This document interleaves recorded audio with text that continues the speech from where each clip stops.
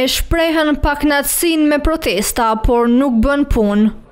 Por luftën me zyrën e rregullatorit të energjisë, bizneset e fituan me mjete ligjore. Gjykata Supreme vendosi të hënën në favor të odës ekonomike, që përfaqësonte bizneset kosovare, që u detyruan të dalin në treg të hapur të energjisë.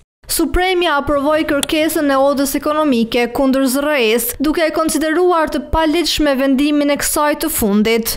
Tani jetë zyrës së rregullatorit të energjisë elektrike që ta gjetë t'i kthej faktikisht në çmimin e rregulluar ose në shërbimin universal bizneset, ta përgatit bazën ligjore.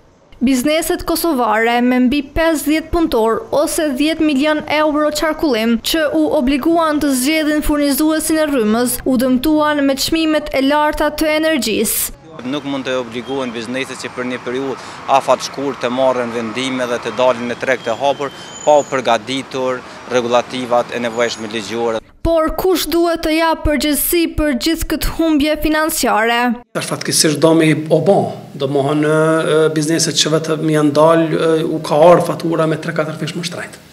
Kush e merr përsipër të shkostën? Sa po të formohen komisionet, gjëja e parë që duhet bëhet, duhet të thirrën para përgjegjësisë njerëzit udhëheqësit që janë sot në ZRE.